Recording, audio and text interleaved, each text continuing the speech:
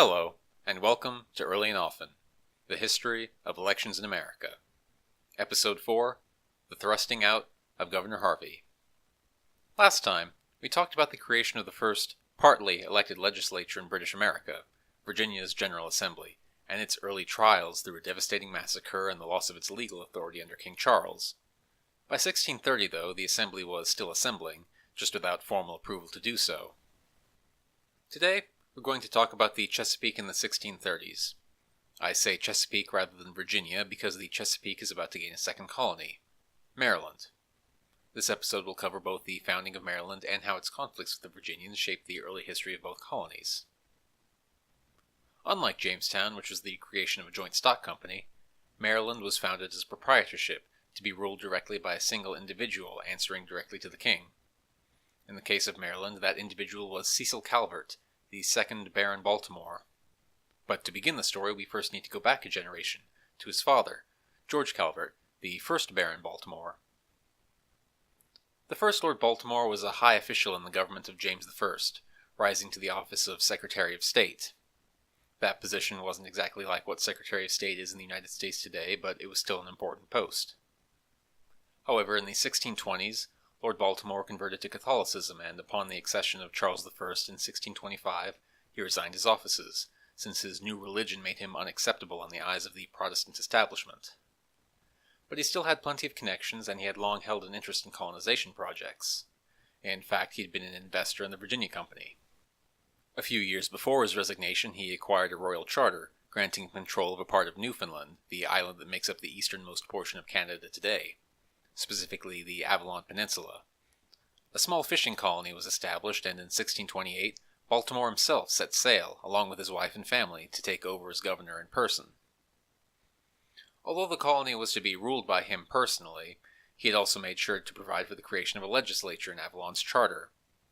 As a Catholic, he also, of course, ensured a much higher level of religious toleration than in England. He wanted his colony to welcome his fellow Catholics. But the climate proved inhospitable, and growing enough food was a tremendous challenge, so Baltimore abandoned the colony next year as unsuitable.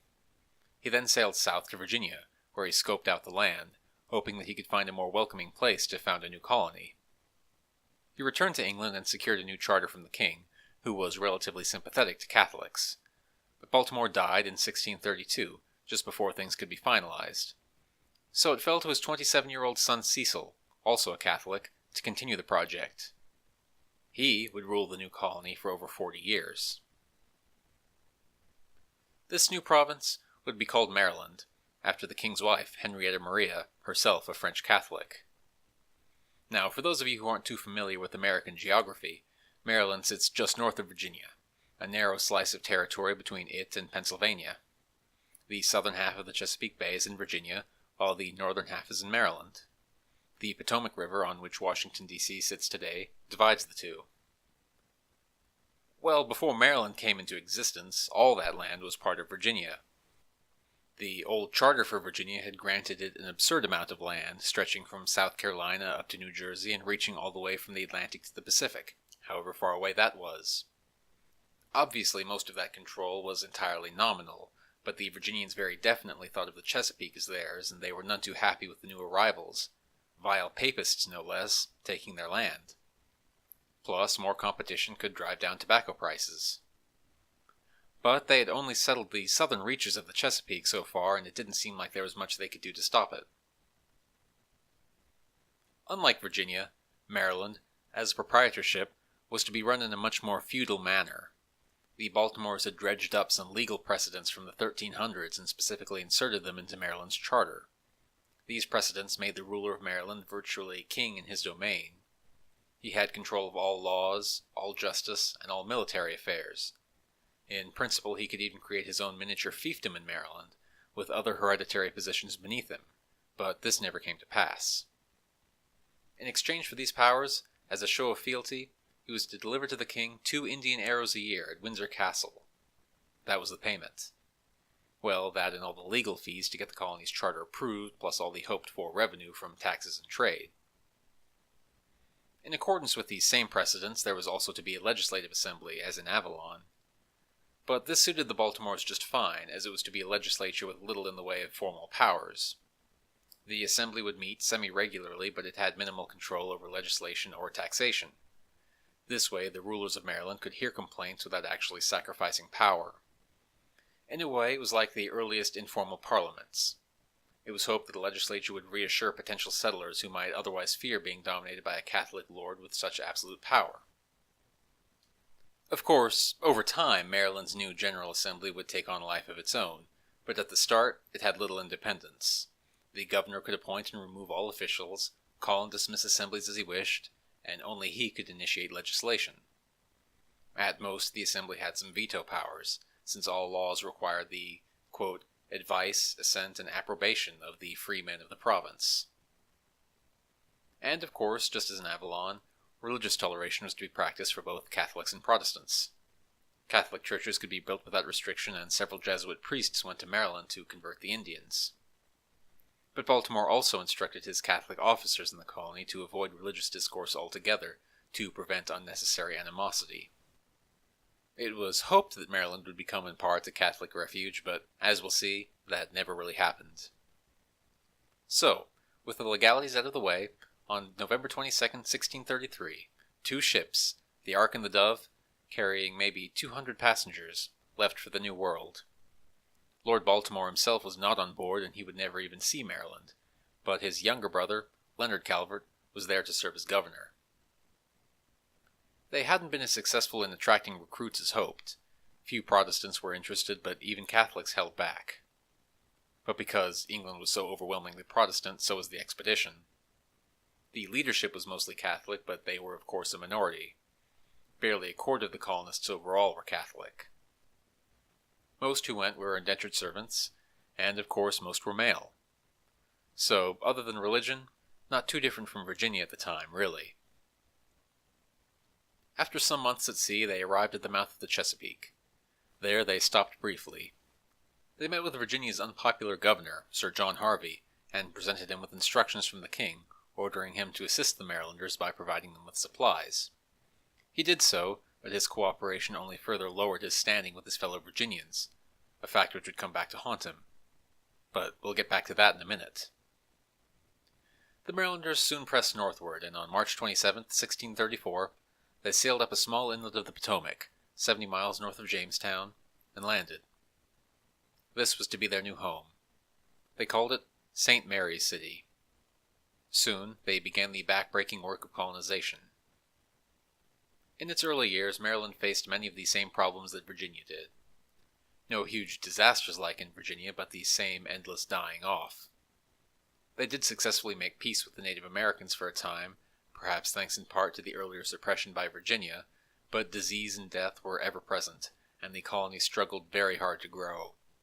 Around 1640, the population of Virginia was 8,000, but Maryland's was only 500. Administration was in the hands of the governor and of a small privy council, similar to Virginia. But with such a small and unstable population, there weren't enough gentlemen in the colony to fill all the offices below that. Many of the richer migrants abandoned Maryland when life proved harsher than expected. So freemen, even illiterate former servants, had a shot. Thus, Maryland was in ways relatively egalitarian, at a time when Virginia was starting to become more hierarchical and stratified. This despite the fact that, simultaneously, the Calverts were trying to make Maryland as feudal as they could, giving the owners of large estates all sorts of lordly privileges. But that didn't take. The top echelons were restricted, but upward movement was possible below that. This was true economically as well as politically. As wealthier men fled the colony and as indentured servants were freed, the colony became more egalitarian. Other than the massive death rate, Maryland was a place where a man could better himself and go from being a servant to having servants. Plus, in these early years, the eligibility requirements for voting were at least as minimal as in Virginia. All adult freemen could vote. Freeman, remember, was a somewhat ambiguous term, but it basically meant that you weren't an indentured servant. And that was that. No property qualifications or anything like that. And there were no religious qualifications like in Virginia, where you had to swear an oath accepting the king as head of the Church of England, which ruled out Catholics. And not only that, a number of the early General Assemblies were simply meetings of all freemen in the colony. There were no elections at all, everybody just showed up. Which is doable if your settlement only has a few hundred people, most of them still indentured. In fact, you could be fined 20 pounds of tobacco if you didn't show up, or at least send someone in your place. This was as basic as you get, everyone together in a room hashing things out. This was how the very first assembly likely met. Unfortunately, we don't have a record of that meeting, so I can't get into specifics about it. But it soon became clear that this was an inefficient way of doing things, even in a colony with so few people as Maryland. The plantations were spread out, and assemblies were often called during periods of sickness, so just traveling was often too much of a burden. Small groups began to nominate proxies who could vote multiple times on behalf of all those they represented, to go in their place.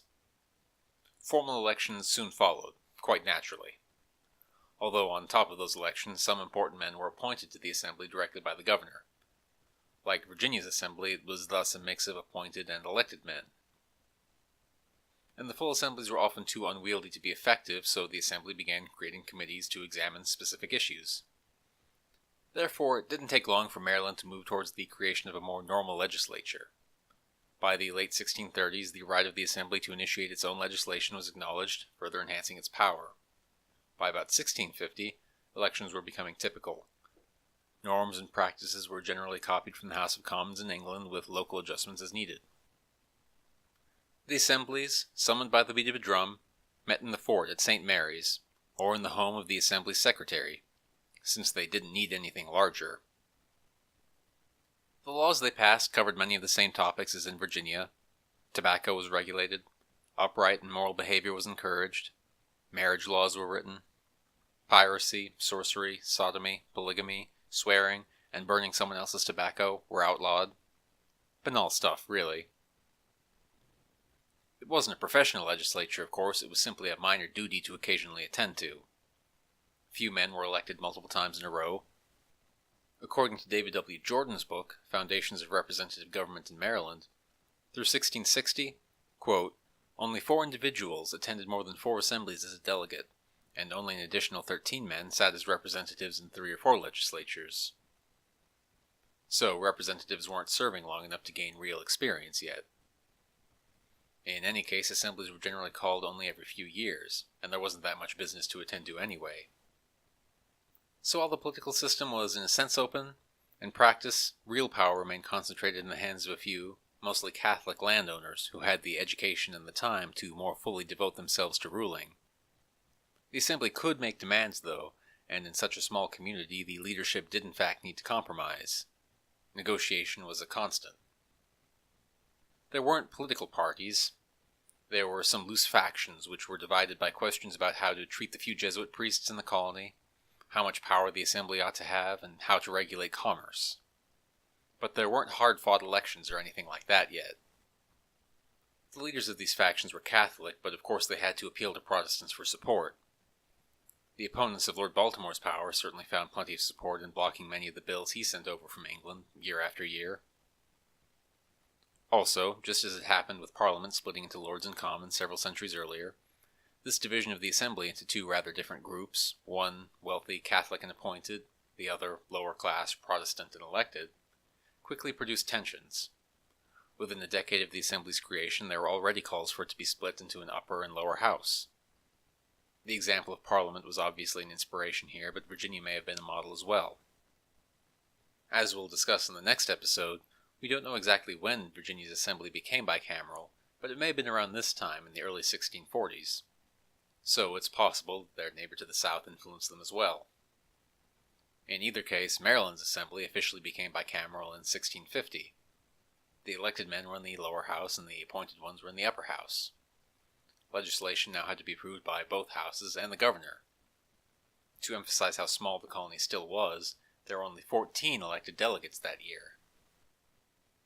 Overall, both Chesapeake colonies were pretty quickly converging on similar models, despite their significantly different legal and political beginnings. Pretty soon Maryland was being run in practice like Virginia, just with more absolute authority at the top and a bit more openness at the bottom. Even the local governments became more similar over time. And in fact all of the colonies will converge on similar models, with some variations. An increasingly assertive lower house, an appointed upper house, and an appointed governor. This is the model that the states will copy after independence, with the appointed positions often replaced by indirectly elected ones. So, even at such an early date, the future political system of the US was already coming into focus. A bit. But as the Marylanders tried to create a stable political system, their hostile relationship with Virginia proved disruptive to both sides. There are two little stories to tell here. The first is of the so-called thrusting out of Governor Harvey. Sir John Harvey had been a member of that commission sent in 1623 to investigate conditions in Virginia as the Virginia Company was being dismembered. So when he was appointed governor in 1630, he was from the start an unpopular man. He was seen as representing outside interests rather than the interests of Virginians. He also had a domineering personality. Rather than try to smooth things over with diplomacy, he preferred to attack those he perceived as his enemies. In particular, that meant the council. You see, under Virginia's charter it was still unclear whether the governor could command the council or vice versa. The governor was appointed by the king, but did that mean that the governor was totally in charge, with the council merely there to advise him, or was he simply to lead the council as first among equals? Obviously, the governor had his opinion, and the council had theirs. So within weeks of his arrival, he was already going after various councilors and trying to bring the council as a whole to heel. For instance, Harvey had one councilman, John Pott, arrested on probably dubious charges of, quote, pardoning willful murder, marking other men's cattle for his own, and killing up their hogs, and tried to have his land seized. Pott, incidentally, was the doctor who'd poisoned those 200 Indians. In retaliation, the council did everything in its power to obstruct Harvey. The hostility continued for years. It was into this poisonous atmosphere that the Marylanders sailed. They gave the governor the king's command that he should aid them. He duly provided, quote, cows or anything else they stand in need of. Harvey's image as an outsider made this assistance seem more worrisome. Sure, he had been ordered by the king to help, but that didn't mean that he had to help. All the sources seemed to agree that this was a major blow to his remaining credibility in the colony. The next year, in 1635, things finally boiled over. Governor Harvey was ruling as autocratically as he could, ignoring local laws and possibly passing decrees on his own authority, without the approval of the council. Rather like what King Charles was doing. He had made peace with the Indians, a move which was widely hated. He even hit a councilman in the face with a cudgel and knocked out several of his teeth. When John Pott, the counselor/poisoner, circulated a petition denouncing the governor, Harvey had him arrested again. He refused him habeas corpus and tried to prosecute him under martial law, knowing that he couldn't hope to convict him with a jury. This was the last straw for the council, and they quickly hatched a plot against Harvey. They merely needed the right time to strike. The time came when the governor called a meeting with the council to justify his actions. The council, unbeknownst to Harvey, placed men outside the house they were in. Things quickly got heated, and Harvey, enraged, tried to have yet another councilor arrested, this time for treason. This was the moment. Another councilman signaled to their confederates outside, and, quote, 40 musketeers came streaming inside. The council placed the governor under de facto house arrest, and since he had basically no support in the colony, there was nothing he could do. He had been overthrown in what amounted to an armed coup. The council officially deposed Harvey and chose a successor, and a general assembly was elected to discuss the matter and ratify the council's decisions. Harvey protested the illegality of the assembly, probably quite correctly, since assemblies still had no formal right to exist, let alone remove someone handpicked by the king from office. But of course he was powerless now. So Harvey was unceremoniously shipped back to England, where Charles turned out to be furious that some provincials had so brazenly interfered with his government and overthrown his appointed governor. Harvey was quickly acquitted of all charges, most of which were in fact unsupported, and put back on a boat to resume his governorship. The conspirators against Harvey were ordered to return to England and appear before the infamous Star Chamber on charges of treason. Harvey didn't actually get back to the colony until 1637, though, and his second period in office lasted only 2 years. He was no more popular or tactful than before. He tried to get revenge by seizing his enemy's property, but those attempts were blocked back in England. And the conspirators who were sent to face trial in England never faced punishment. They instead used the opportunity to undermine Harvey as best they could. That seems to have been a common pattern, incidentally. Charges were often brought less for the sake of convicting criminals and more to send people a message and keep them in line. Harvey was replaced in 1639. It was perhaps inevitable, given how little support he had in Virginia. But still, the point had been made that the king decided who was in charge, not the Virginians. However, the thrusting out of Governor Harvey may have actually increased the level of self-rule in the colony. Because, when his replacement sailed to Virginia, he carried with him instructions from the king, authorizing him to, quote, summon the burgesses of all and singular plantations there, which, together with the governor and council, shall have power to make acts and laws for the government of that plantation.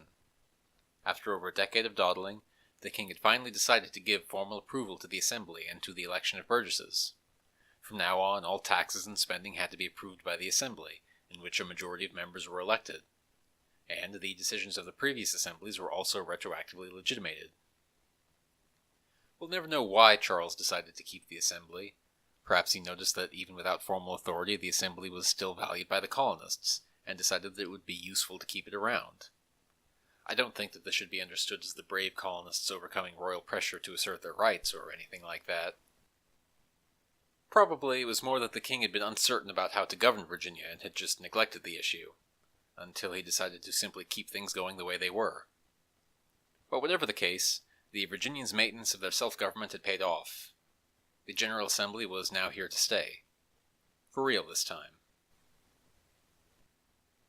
There's one other story we need to begin this episode, one that will continue over the next 2 decades, the rivalry between Maryland and William Claiborne over Kent Island.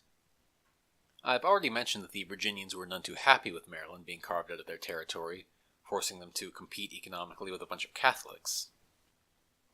Well, representatives from Virginia had been back in London, loudly but unsuccessfully lobbying against the creation of Maryland.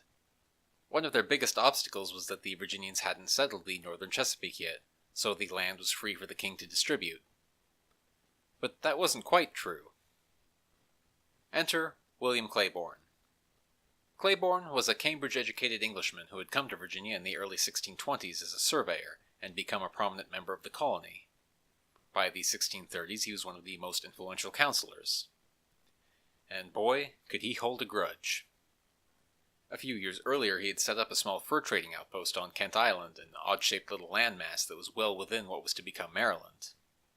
I've seen a few slightly different accounts of this, but it seems likely that he did so at least in part to head off Maryland's claims. After all, Claiborne himself was one of the men most active in trying to stop the plan. But it was to no avail. Maryland was given its charter regardless. And when the colonists made it to the Chesapeake, they found Claiborne and his small contingent of men still on Kent Island. They informed him that while he was welcome to remain, he was within their territory and needed to acknowledge the authority of Maryland. But Claiborne said that his land still belonged to Virginia. The government of Virginia backed him up, but no one else did. Appeals to London were fruitless, and really he didn't have much of a case. The king had made his decision. But Claiborne persisted, continuing to trade from Kent Island in defiance of Maryland. So, in April 1635, Governor Calvert had Claiborne's main ship seized. A few weeks later, in retaliation, Claiborne had his men take out several ships to attack Maryland's fleet. The two sides engaged. Both sides claimed that the other was the aggressor. According to the records of Maryland's assembly, the rogue Virginians, quote, did assault the vessels of Captain Thomas Cornwallis and his company, feloniously and as pirates and robbers, to take the said vessels, and did discharge divers pieces charged with bullets and shot. 4 men were killed, 3 Virginians and a Marylander. So this little naval battle in the Chesapeake was no joke, especially considering the small size of both colonies at the time. In response to all this, Maryland's authorities tried to have Claiborne arrested for, quote, insolencies, mutinies, and contempts against the Lord Proprietary and the government of this place, and for, quote, commanding sundry persons to commit the grievous crimes of piracy and murder. But they never had him in custody, and he never faced trial. Claiborne was finally removed from Kent Island, but only thanks to treachery. In 1636, back in England, the investors in Claiborne's mini-colony were growing concerned about the unnecessary hostilities. So they sent a representative to investigate and to recall Claiborne back to England to explain himself. However, as soon as Claiborne had left, the representative promptly surrendered the island to the Maryland authorities without a fight. That was presumably the investors' plan all along. Just get rid of Claiborne ASAP. So Claiborne was ousted from Kent Island. But he'd be back, even more disruptive than before. That's about where things stood at the end of the 1630s. Virginia had tossed out a governor and regained its assembly in the process. Maryland had been formed, but was still weak and vulnerable. Both colonies had partly elected legislatures that would grow in importance. In both colonies, all free men could vote. So were things finally settling down in the Chesapeake? No, not really. Next episode, we'll follow the story of Maryland and Virginia through the 1640s. This is the decade of the English Civil War, when Parliament will fight the king for control of the nation. The warfare will spill over across the Atlantic, further inflaming the divisions we talked about today. Religious tensions will boil over, war will be waged, and governments will be overthrown. So join me next time on Early and Often, the history of elections in America.